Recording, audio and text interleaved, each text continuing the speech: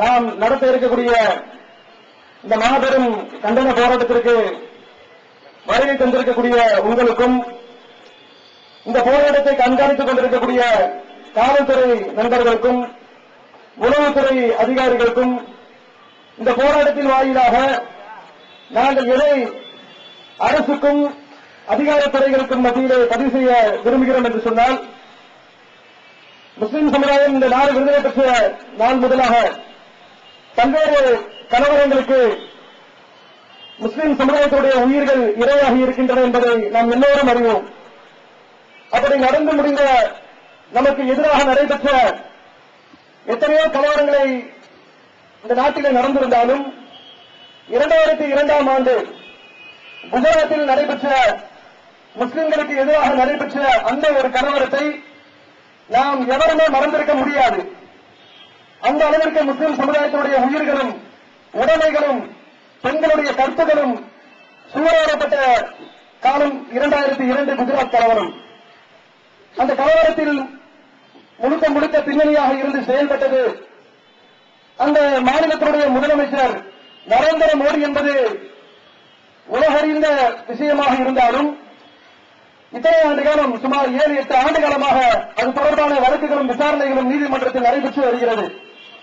உச்சநீதிமன்றம் இந்த குஜராத் கலவரம் ஏனென்று சொன்னால் நடைபெற்ற கலவரங்களிலேயே இத்தனை ஆயிரம் மக்கள், ஒரு சமுதாய மக்கள் இந்த அளவிற்கு சூழலைப்பட்டது இந்த கலவரத்தில் தான் என்பதை உணர்ந்து உச்சநீதிமன்றமும் அதற்கு எதிராக SIT என்கிற ஒரு புலனாய்வு குழுவை விசாரணைக்காக போட்டது. விசாரணைக்கு போடப்பட்ட அந்த SIT என்று சொல்லப்படக்கூடிய சிறப்பு புலனாய்வு குழுவை விசாரித்து இந்த நடைபெற்ற கலவரத்துடைய பின்னணியில் முழுக்க நரேந்திர மோடி அவருடைய சேர்ந்த சகாக்கள் அதிகாரிகள் தான் அவருடைய பின்னணியிலே இருந்தார்கள் என்பதை உலகிற்கு அவர்கள் வெளிப்படுத்தியிருக்கிறார்கள். அதை கண்டிக்கும் விதமாக நரேந்திர மோடியினுடைய அரசை உடனடியாக டிஸ்மிஸ் செய்ய கோரியும், நரேந்திர மோடியும் அவரோடு சேர்ந்திருந்த அந்த அதிகாரிகளுக்கும் உயர்ந்தபட்ச தண்டனை அவர்களுக்கு வழங்க வேண்டும் என்பதை வலியுறுத்தி இந்த மாபெரும் போராட்டத்தில் இங்கே நடைபெற இருக்கிறது. சகோதரர் மாநில பொதுச் செயலாளர் ரஹ்மத்துல்லா அவர்கள் கோஷம் முறை எழுப்பி துவக்கி வைப்பார்கள். தூக்கிலிடு தூக்கிலிடு தூக்கிலிடு தூக்கிலிடு நரேந்திர மோடியை தூக்கிலிடு தூக்கிலிடு தூக்கிலிடு நரேந்திர மோடியை தூக்கிலிடு மரண வியாபாரி மோடிக்கு அத்தனை பேரையும் உடனடியாய் பதவி நீக்கம் செய்துவிடு. மரண வியாபாரி மோடிக்கு உதவியாக இருந்தவர்கள்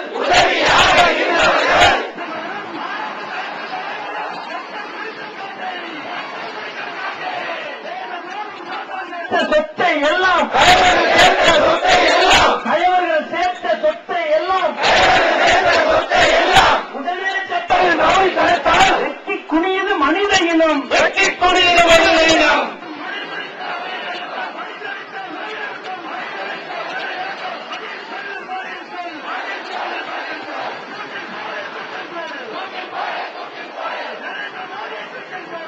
நீ மனிதனும் இல்லை மிருகமும் இல்லை, மனிதனும் இல்லை மிருகமும் இல்லை, என்ன இனம் நீ சொல்லடா.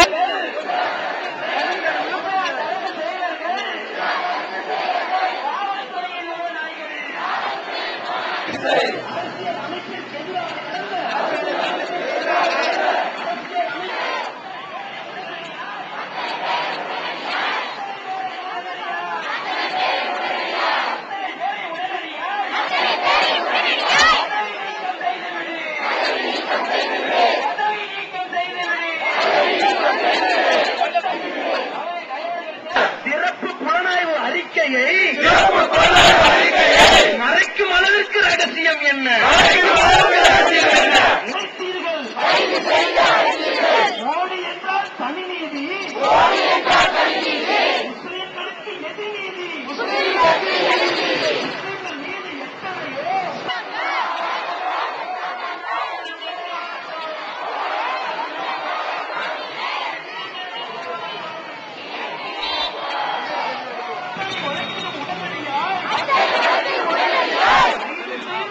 அழைத்தீர்கள். மோடி என்றால் தனி நீதி காட்டேரி அப்துல் பிகாரி வாஜ்பாயி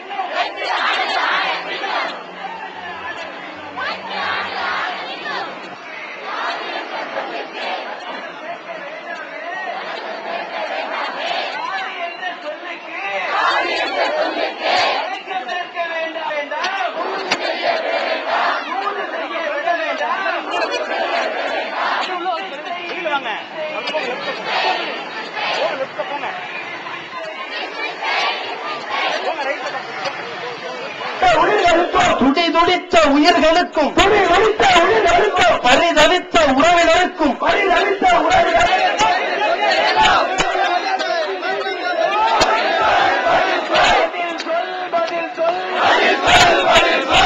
ராஜ்யம் இது என்றால்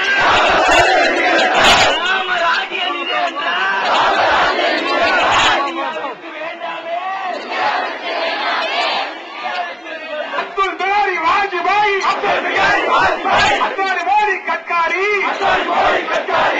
RSS அயோக்கியர்கள்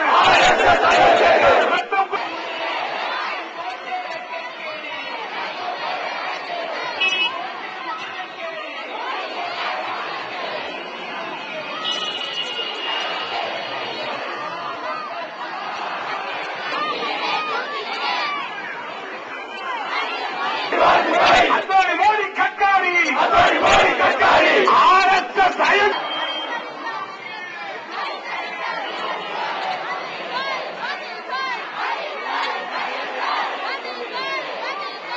பெரியவர்களே, தாய்மார்களே, சகோதர சகோதரிகளே, காவல்துறை, உளவுத்துறை, பத்திரிகை துறை அன்பர்களே, கடந்த 2002ஆம் ஆண்டு பிப்ரவரி மாதம் குஜராத்திலே நடைபெற்ற இனப்படுகொலையிலே ஆயிரக்கணக்கான முஸ்லிம்கள் எரித்து கொலை செய்யப்பட்டார்கள். இந்த முஸ்லிம்களுடைய படுகொலைக்கு முழுக்க முழுக்க நரேந்திர மோடிதான் காரணம் என்று ஊடகங்கள் வாயிலாக உலகறிந்த விஷயமாக இருந்தாலும் பல்வேறு சதி செயல் மூலமாக அதை மூடி மறைத்து அந்த குஜராத் தேசத்தை பகுதியை அமைதி பூங்காவோடு சித்தரித்து நாடகம் ஆடி வந்தார்கள். அப்படிப்பட்ட ஒரு சூழ்நிலையிலே கடந்த சில மாதங்களுக்கு முன்னால் உச்சநீதிமன்றத்தால் நியமிக்கப்பட்ட SIT என்கின்ற ஸ்பெஷல் இன்வெஸ்டிகேஷன் டீம் சிறப்பு புலனாய்வு குழு அறிக்கை ஒரு 600 பக்க அறிக்கையை தாக்கல் செய்தது. அந்த அறிக்கையிலே பல்வேறு ஆதாரங்களை குறிப்பிட்டு நரேந்திர மோடிதான் இந்த இனப்படுகொலைக்கு காரணம் என்பதை தெள்ளத் தெளிவாக எடுத்து வைத்திருந்தது.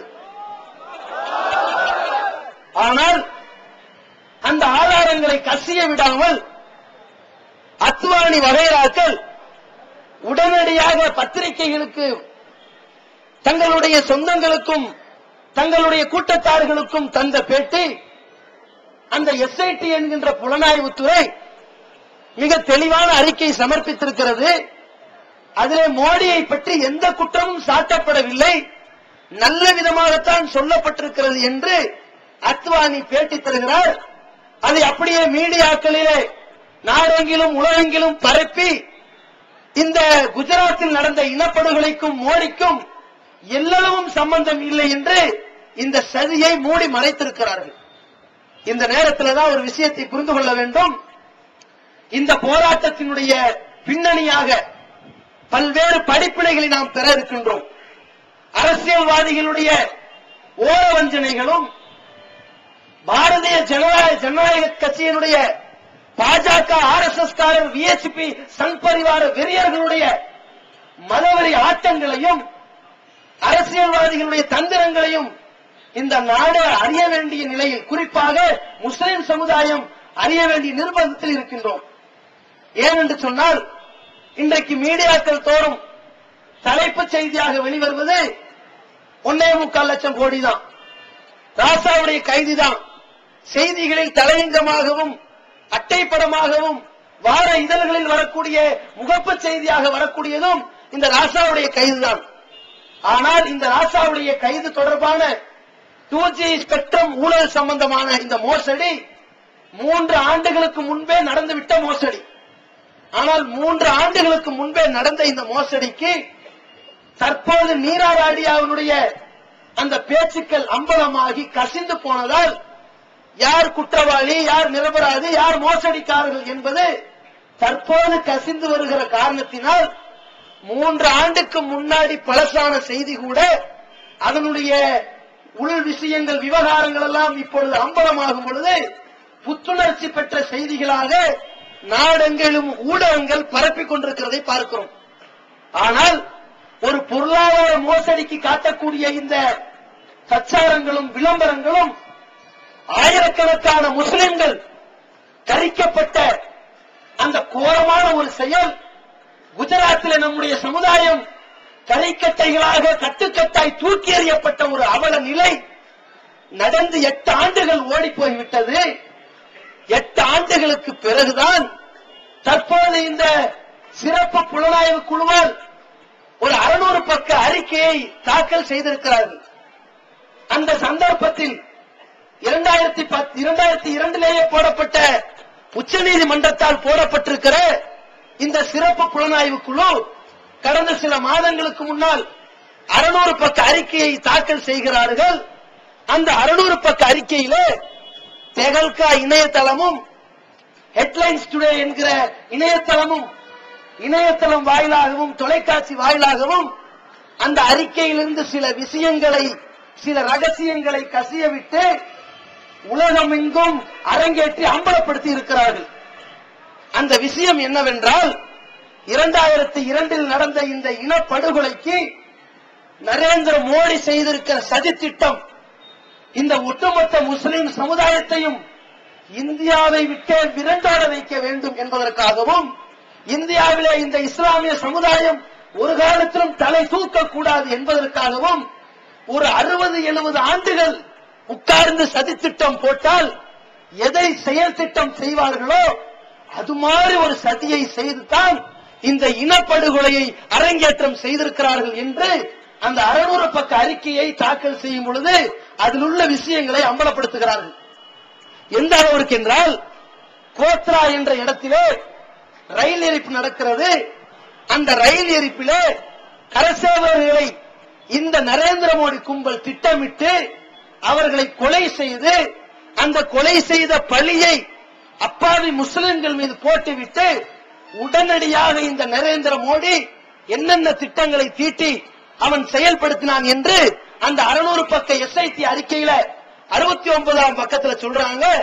இந்த நரேந்திர மோடி ஸ்பாட்டுக்கு போய் பாதிக்கப்பட்ட மக்களை பார்த்து எந்த விதமான நிவாரணத்தையும் சொல்லாம, எந்த விதமான அவர்களுக்கென்று ஒரு முதல்வருங்கிற அடிப்படையில முதலுதவி செய்யாம, அங்கிருந்து 300 கிலோமீட்டர் தொலைவில் உள்ள அகமதாபாத்தில் ஏற்பட்ட பாதிப்பு இந்து சமுதாய மக்களுக்கு ஏற்பட்ட பாதிப்பு என்பதால் அவனுடைய சமுதாயம், அவனுடைய மதத்தவர்கள், அவனுடைய இனத்தவர்கள் பாதிக்கப்பட்டார்கள் என்பதற்காக அங்கே சென்று முஸ்லிம் சமுதாயத்தை விரல் நீட்டி நம்மீது ஒரு கணக்கு காட்டி ஒவ்வொரு விளைவுக்கும் எதிர் விளைவு இருக்கிறது, இந்த தீயிட்டு குளத்தியவர்கள் முஸ்லிம்கள் தான், இதை கண்டிப்பாக பதிலடி கொடுத்தே தீர வேண்டும் என்று ஒரு அப்பட்டமான ஒரு காட்டுமிராண்டித்தனத்தை, ஒரு பயங்கரவாதத்தனத்தை அந்த இடத்திலே அரங்கேற்றம் செய்து ஒரு அறிக்கையும் விடுத்திருக்கிறான் இந்த நரேந்திர மோடி. அதே மாதிரி 12ஆம் பக்கத்தில் குறிப்பிடுகிறார்கள், அந்த முஸ்லிம் சமுதாயம் எரிக்கப்படும் பொழுது, ஆயிரக்கணக்கான மக்கள் கொளுத்தப்படும் பொழுது, முஸ்லிம் தாய்மார்கள் கற்பழிக்கப்படுகின்ற பொழுது உடனடியாக பாதிக்கப்படுகிற சமுதாயம் ஓடோடி காவல்துறைக்கு வந்தால் எந்தவித நடவடிக்கையும் எடுக்கக்கூடாது என்று சொல்லி அசோக் பத்தி என்கின்ற ஒரு அமைச்சர் தலைமையிலும் எல்.கே. ஜடேஜா என்கிற அமைச்சர் தலைமையிலும் ஒரு குழுவை போட்டு, நீங்கள் 2 பேரும் உங்களுடைய இஷ்டப்படி எதை வேணாலும் செய்யுங்கள், முஸ்லிம்களை கொன்று நாசமாக்குறதுல உங்களுடைய முழு அதிகாரத்தையும் பயன்படுத்திக் கொள்ளுங்கள் என்று சொல்கிறான். அதிலிருந்து இன்னொரு விஷயத்தையும் இந்த உளவுத்துறை கண்டுபிடித்திருக்கிறார்கள். இந்த அசோக் பத்தி என்பவனுக்கும் அந்த கலவரத்தின் போது, இனப்படுகொலையின் போது, அந்த முஸ்லிம் சமுதாயம் கரிக்கப்பட்ட சம்பவத்தின் போது முழுக்க முழுக்க விஎச்பியினுடைய லீடராக தலைவராக இருந்த ஜெயதீப் பட்டேலுடைய பங்குதான் அதிகமாக இருக்கிறது. அந்த ஜெயதீப் பட்டேலுக்கும் இந்த அசோக் பட்டுக்கும் தான் அதிகமான தொலைபேசி கலந்துரையாடல் நடந்திருக்கிறது. அவன்தான் இவை அனைத்தையும் செய்ய சொல்லியிருக்கிறான், இவனை நரேந்திர மோடி செய்ய சொல்லியிருக்கிறான். எனவே இவர்கள் தான் இந்த படுகொலைக்கு காரணம் என்று 12ஆம் பக்கத்தில் அறிக்கையை பதிவு செய்திருக்கிறார்கள். அது இந்த தகவலுக்கு அம்பலப்படுத்தி இருக்கிறது. அதே மாதிரி பக்கம் 7, 8 சொல்லும் பொழுது, பாதிக்கப்படுகின்ற இடத்திற்கு செல்லாமல், எந்தவித உதவியும் செய்யாமல், எந்தவித நிவாரண பணியும் செய்யாமல், அவர்களை கண்டும் காணாமல் விட்டுவிட்ட ஒரு அவலநிலைக்கு தள்ளியதும் கூட இவன் தான் அந்த சதி செய்தலை செய்திருக்கிறான் என்பதற்கும் ஒரு ஆதாரமாக காட்டுகிறார்கள். அதே மாதிரி பக்கம் 13 இந்த கலவரத்தின் போது, இந்த இனப்படுகொலையின் போது பாதிக்கப்பட்ட முஸ்லிம்களோடு சம்பந்தமான ஆதாரங்கள், அது குறித்து வருகின்ற எஃப்ஐஆர்கள், அது குறித்து வருகின்ற குற்றப்பத்திரிகை எதுவா இருந்தாலும் அந்த ஆவணங்களை எல்லாம் அழிச்சிருங்க. அது குறித்து எதையும் மறுவிசாரணை செய்யாத அளவிற்கு, அது குறித்து எந்த வகையான நடவடிக்கை எடுக்காத அளவிற்கு, அந்த காவல்துறை அதிகார மட்டத்தில் எந்தவித தொடர்பும் இல்லாத அளவிற்கு அந்த தொலைபேசி உரையாடல்கள்ல இருந்து, அந்த போக்குவரத்துல இருந்து, கலந்துரையாடல்கள் இருந்து, மனுக்கள்ல இருந்து, எஃப்ஐஆர் ரிப்போர்ட்ல இருந்து அனைத்தையும் அளித்திருக்கிறார்கள். அதுவும் இந்த நரேந்திர மோடி தலைமையில் நடந்திருக்கிறது என்றால், தன்னிடத்தில் மிகப்பெரிய ஒரு சுமையை வைத்துத்தான், இந்த குற்றச்சுமையை வைத்துத்தான் இந்த நரேந்திர மோடி அந்த ஆதாரங்களை எல்லாம் அளித்திருக்கின்றான் என்று 3 மணி நேர விசாரணையில தான் இந்த 600 பக்க அறிக்கையை சமர்ப்பிச்சிருக்கிறாங்க. அதே மாதிரி மோடியை பத்தி இன்னொரு இடத்துல சொல்றாங்க, இவன் உடனடியா என்ன பண்றான், இந்த இனப்படுகொலை நடந்த உடனேயே கண்டிப்பாக சில பேரை உள்ள தூக்கி வைப்பான், கோர்ட் அதை பத்தி கேள்வி கேட்கும், உயர் நீதிமன்றமும் உச்ச நீதிமன்றமும் கேள்வி கேட்டா அதை பற்றி வாதாடக்கூடியவர்கள் யார் என்று வரும் பொழுது, பப்ளிக் ப்ராசிக்யூட்டராக இருந்தாலும் சரி, எதிர்த்தரப்பு வக்கீல்களா இருந்தாலும் சரி, அவன் RSS காரனாக இருக்கணும், விஸ்வ இந்து பரிஷத் காரனாக இருக்கணும், அவன் தான் நமக்கு சாதகமா வாதாடுவான், அவன் தான் முஸ்லிம்களுக்கு பாதகமா வாதாடுவான் சொல்லி அந்த வழக்கறிஞர்களையும் விஎச்பி வெறியர்களாக இவன் தான் அர்ப்பணித்திருக்கின்றான் என்கின்ற உண்மையும் இவர்கள் அம்பலப்படுத்தி இருக்கிறார்கள். அதே மாதிரி பிப்ரவரி 28ஆம் தேதி இந்த கலவரத்தின் போது, இந்த இனப்படுகொலையின் போது நரேந்திர மோடியை கண்டித்த அந்த அரசுக்கு எதிராக, மத்திய அரசுக்கு எதிராக பிஜேபிக்கான, பாஜக, விஸ்வ இந்து பரிஷத்துக்கான பிரம்மாண்டமான ஒரு ஊர்வலத்தையும் ஒரு பந்தையும் நடத்தி பொதுமக்களுடைய சொத்துக்களை எல்லாம் அழிச்சு நாசமாக்குறாங்க. அந்த பந்த்ல கூட இந்த பந்த் தவறானது, இது முறைகேடானது, இது தப்புன்னு சொல்லி அது குறித்து ஒரு சிறிய நடவடிக்கை கூட இவன் எடுக்கலன்னு சொன்னா, தன்னை பற்றி யாரும் எதிர்க்க கூடாது என்பதற்காக பாஜக செய்த பந்தை இவன் முழுக்க முழுக்க ஆதரித்திருக்கிறான் என்றால், இவன் தான் இந்த குற்றவாளி என்ற இன்னொரு அறிக்கையும் அதில் தாக்கல் செய்கிறார்கள். அது மட்டுமல்லாமல் இந்த மீடியாக்கள் அங்கே அறிவிக்கப்பட்டு அனைத்து ஊடகங்களுக்கும் கூறப்பட்டிருக்கிறது, இந்த இனப்படுகொலை குறித்து யாரும் மீடியாக்கள் பிரசுரிக்கவோ அது வெளியிடவோ கூடாது, அமைதி பூங்கா வச்சிருக்கிறேன்னு சொல்லி மக்கள் பேச வேண்டும், அது மாதிரி என்னை பற்றி புகழ்ந்து மீடியாக்களை வெளிப்படுத்துங்கன்னு சொல்லி அந்த அறிக்கையில வெளியிட்டிருக்கிறார்கள். அது மட்டும் இல்லாமல் கடுமையான கொந்தளிப்பில் இருந்த அந்த குஜராத் நகரத்தில் தேர்தல் கமிஷனுக்கு காசை கொடுத்து அவங்களை விலக்கி வாங்கி, இந்த தேர்தல் கமிஷனை விலக்கி வாங்கி, குஜராத் அமைதி பூங்காவாக இருக்கிறது, எந்த பிரச்சனையும் இல்லாமல் இருக்கிறது, குஜராத்தில் தேர்தல் நடத்துவதற்கு மிகச்சிறந்த வாய்ப்பு இருக்கிறது, மீண்டும் நரேந்திர மோடி முதல்வராக வருவதற்கு மக்களிடத்தில் நல்ல ஒரு ஆரவாரம் இருக்கிறது என்று தேர்தல் கமிஷனையும் விலக்கி வாங்கியிருக்கிறார் என்றால், முழுக்க முழுக்க இந்த நரேந்திர மோடி தான் இவ்வளவு வகையான இனப்படுகொலைக்கு கட்டவிழ்த்து விட்டிருக்கிறதுக்கு முதலாளியாகவும் முதல் உரிமை படைத்தவனாக இருக்கின்றான். எனவே இவன் மீது கடும் நடவடிக்கை எடுக்க வேண்டும் சொல்லிதான் எஸ்ஐடி இப்பொழுது விஷயத்தை அறிக்கையா தாக்கல் பண்ணியிருக்கிறான். ஆனால் இது சம்பந்தமாக இன்னைக்கு பாஜக காரன் சொல்றான், அது எப்படி கசிஞ்சது, அது எப்படி தகவல்கா சுட்டான், அது எப்படி ஹெட்லைன் ஸ்டுடியோல கசிய விட்டீங்க, அவன் அதை வெளியிடலாம், அதை பத்தி உடனே நடவடிக்கை எடுக்கணும் அப்படின்னு பேசுறான். ஏண்டா ஒரு விஷயம் கசிஞ்சதுன்னு சொன்னா உன்னுடைய நியாயமான அளவுகோல் என்ன? உன்னுடைய அளவுகோல் என்ன? ராசாவுடைய தீர்ப்பு விஷயத்துல இந்த ராசாவுடைய மத்திய அமைச்சர் ராசாவுடைய 2G ஸ்பெக்ட்ரம் ஊழல்ல நீ என்ன சொன்ன? அவர் மீது குற்றம் சாட்டப்பட்டு விட்டது, நீராடி அவருடைய பேச்சுக்கள் கசிந்து விட்டது. எப்படி கசிந்ததுன்னு பார்க்காத, குற்றம் சாட்டப்பட்டாலே போதும், அவன் குற்றவாளியா நிரபராதியான்னு அப்புறம் பார்த்துக்கலாம், முதல்ல கைது பண்ணு சொன்னையே. உன்னுடைய அளவுகோலின் பிரகாரம் இந்த நரேந்திர மோடி ராசாவை விட, ஒருவேளை ராசாவை குற்றவாளி வச்சுக்கிட்டாலும் கூட ராசாவை விட பன்மடங்கு பயங்கரவாத செயலுக்கும் ஒரு காட்டுமிராண்டித்தனத்திற்கும் பெயர் போன இந்த நரேந்திர மோடி குறித்து இவ்வளவு ஆதாரங்கள் கசிஞ்சிருந்தா நீ என்ன கேட்கிற? எப்படி கசிஞ்சுன்னு கேட்கிற? உன் பொண்டாட்டி ஒருத்தன் கடத்திட்டு போயிட்டான்டான்னு சொன்னா அப்படியா? நீ சொன்ன தகவல் உண்மையா பொய்யா என்பதைத்தான் நான் ஆராய்ச்சி பண்ணுவேன்னு சொல்லுவியா? அல்லது ஏண்டா கடத்திட்டு போனீங்க நடவடிக்கை எடுப்பியா? கடத்திட்டு போன சீரியஸ்னஸ் பார்க்கணும். பல்லாயிரக்கணக்கான மக்களை கொண்டிருக்கிறான், எரிச்சிருக்கிறான், குப்பையில வீசி இருக்கிறான், அகதி முகாம்களை அழிச்சிருக்கிறான், அந்த எம்பியோட தஞ்சம் புகுந்த 70 பேரை வீட்டோட எரிச்சிருக்கிறான். இவ்வளவு வேலை செஞ்சவ இவன் தாண்டு உண்மை கசியுது. எப்படி கசியுன்னு கேள்வி கேட்கிறியே? நீ யார்? இந்த பாரதிய ஜனதாவுக்கு தனக்கு பாதகமா எவனா வந்தான்னு வைங்க, பாம்பேல ஆதர்ஸ் ஊழல் வந்துச்சே, அந்த ஆதர்ஸ் குடியிருப்பு சம்பந்தமா ராணுவ வீரர்களுக்கு குடியிருப்பு ஒதுக்கல் சம்பந்தமா முன்னாள் பாம்பாயினுடைய முன்னாள் மாநில முதல்வர் மீது ஒரு குற்றம் சாட்டப்படுகிறது. நிறுவன ஆகல, ஆனா சாட்டப்பட்டவன என்ன சொன்னா, உடனே அவனை பதவி விலக சொல்லு, குற்றம் சாட்டப்படுற வரைக்கும் அந்த கருத்து உருவாயிருச்சு, அவன் மீது கசிஞ்சிருச்சு, உடனே அவன் மீது பதவி விலக வேண்டும், டிஸ்மிஸ் செய்யணும் சொன்னாயே. இதே கோணத்தை இதே அளவுகோல நரேந்திர மோடிக்கு எடுக்கிறியா? நரேந்திர மோடி விஷயத்துல பேசினா, இந்த ரத்த காட்டாரி விஷயத்துல பேசினா எப்படி கசிஞ்சுன்னு கேட்கறியே? இவனுங்களை எல்லாம் ஓட ஓட மிதிக்கணும். இவனுங்களை எல்லாம் இந்த பாஜக விஸ்வ இந்து பரிசு சங் பரிவார நாய்களை நாட்டை விட்டு விரட்டினாலும் தேவை. எவ்வளவு கேடு கட்டவர்களா இருக்கிறார்கள் ஒரு பக்கம். இந்த ஏன் இது சொல்றேன்னா, ஆட்சின்னு வந்துருச்சுன்னா அரசியலுக்காக பெரும்பான்மை மக்களுக்காக இந்த சமுதாயத்தை அழிக்கிறதுக்கு எதையே செய்ய துணிவார்கள் என்பதை நீங்க உணர்ந்து கொள்ளுங்கள். இன்னொன்று காங்கிரஸ் என்ன பண்றான்? ஒவ்வொரு தேர்தலின் போது மட்டும்தான் என்ன செய்யறாங்க, உடனே எவன் தப்பு செஞ்சான், விஸ்வ இந்து பரிசு செஞ்ச தப்பு என்ன, அரசுக்காரன் வச்ச குண்டு என்ன, அதைப்படி அம்பலப்படுத்துறது, அதோட முடிஞ்சது. தேர்தல் முடிஞ்சதோட அதோட முடிஞ்சு போச்சு.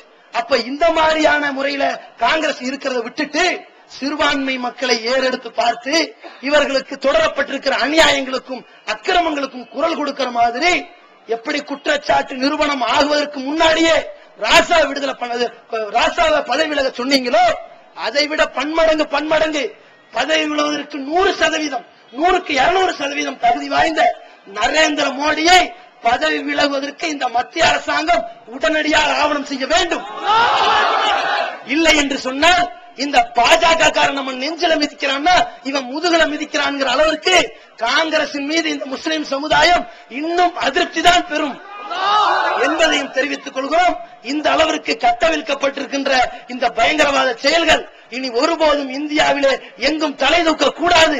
அது மட்டுமல்லாமல் இந்த கசிய விடப்பட்ட இந்த செய்திகளை உடனடியாக உச்சநீதிமன்றம் எஸ்ஐடி புலனாய்வு அறிக்கையை மறைத்து அந்த நரேந்திர மோடி குறித்து நல்ல ஒரு கருத்துக்களை வெளியிட்டுக் கொண்டிருக்கின்ற உச்சநீதிமன்றம் இந்த அலகாபாத் தீர்ப்பிலையும் இந்த அயோக்கிய தீர்ப்பை வழங்கிய அலகாபாத் நீதிமன்றம் எங்களிடமிருந்து ஒரு மிகப்பெரிய அதிருப்தியை பெற்றுக் கொண்டது போல இந்த நரேந்திர மோடி விஷயத்திலும் உச்சநீதிமன்றம் முஸ்லிம் சமுதாயத்தினுடைய நம்பிக்கை இழந்து விடாமல் உடனடியாக இந்த நரேந்திர மோடி அரசை டிஸ்மிஸ் செய்து அந்த நரேந்திர மோடியையும் அவனது வகைராக்களையும் அந்த ரத்த காட்டேரி வெறியர்களையும் உடனே கைது செய்யுமாறு இந்த ஆர்ப்பாட்டத்தின் வாயிலாக கேட்டுக்கொண்டு என்னுடைய உரையை நிறைவு செய்கிறேன். அஸ்ஸலாமு அலைக்கும் வரஹ்மத்துல்லாஹி வபரகாத்துஹு.